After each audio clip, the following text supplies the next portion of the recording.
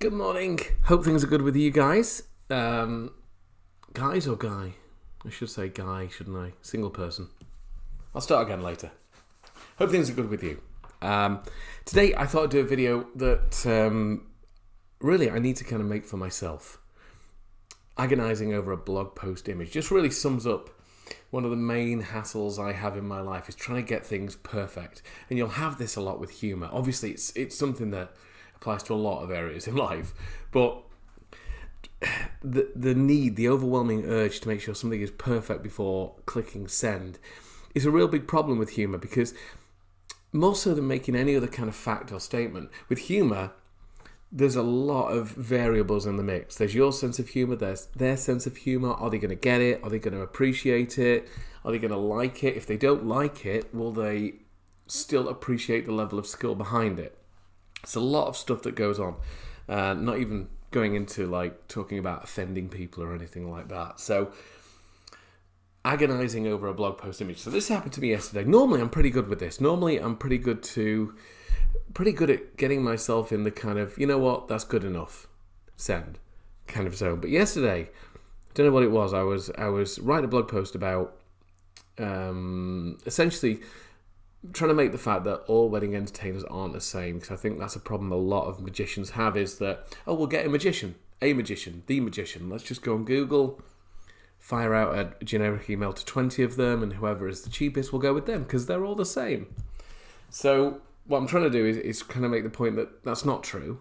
And, you know, in the same way that you don't just buy a house, you buy a house that's right for you. It's got the right number of bedrooms and things like that. So that was the point of the article. So basically I was looking at trying to do an image that really kind of encapsulated this. Are all wedding entertainers the same?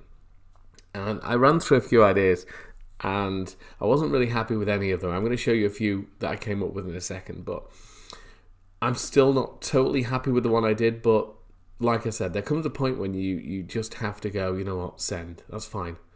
We're arguing over like the last 10%. It might not be as funny as it can be, but you know what, honestly, I'm going to kill people if I need to spend any more time on this. So yes, deadlines are really good for this. You know, if you're trying to come up with a joke for something or a tagline, give yourself 10, 15, 25 minutes, the length it takes you to walk your dog or, you know, whatever like that.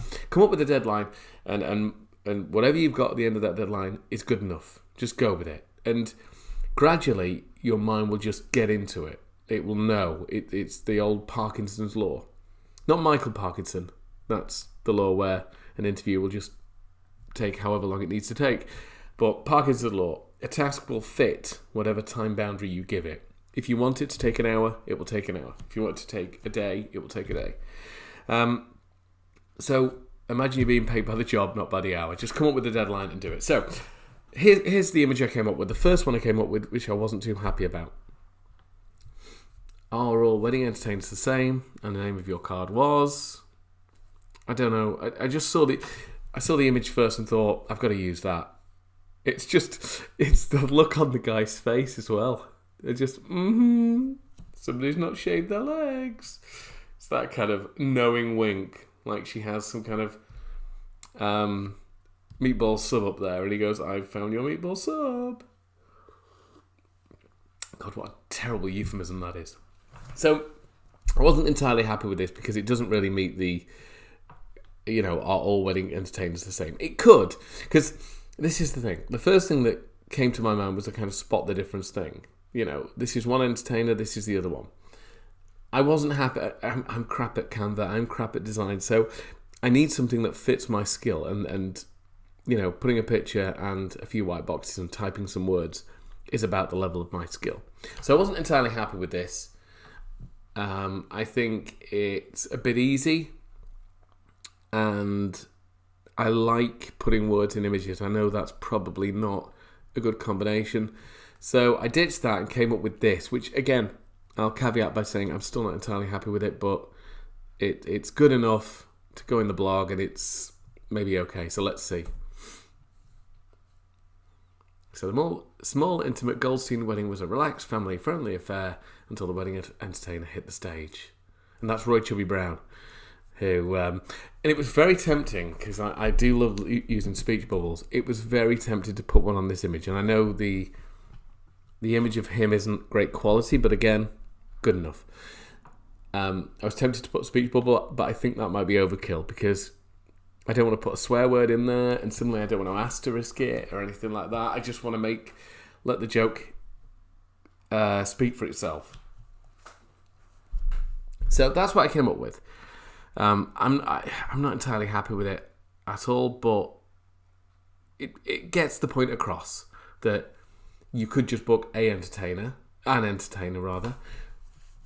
but you run the risk of it being somebody who wouldn't be suitable for your event.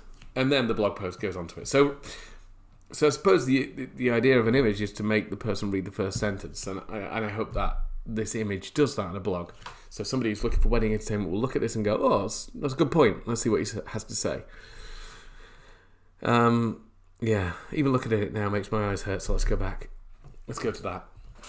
So that's what I wanted to say about if you're fretting over something, don't worry. It happens to everybody. There is no perfect moment to click send. There will always be stuff you could tweak. So, in an image, you can pick the colour, you can pick the font, you can pick the size, you can pick the words I use in the small, intimate Goldstein bit. I could change the name Goldstein to Wuppenschmitz or something else. I could use a different word for intimate.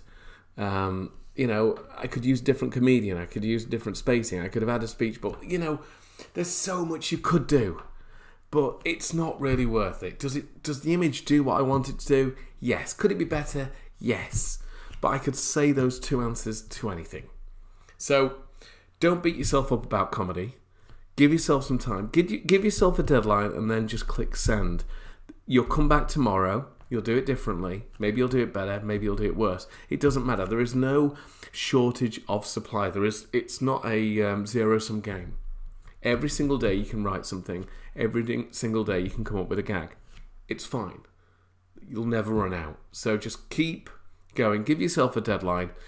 Set yourself a challenge today of coming up with a gag for something, no matter what it is, whether it's your business or just a gag about shower curtains or whatever. And give yourself a deadline to come up with something. And then whenever you reach that deadline, stop. And then move on to something else. So, my dog's not barked, which is amazes me. So I hope that's useful. If you've got any questions, ask them in the group. If you haven't got any questions, have an awesome day. And I'll see you on the next one.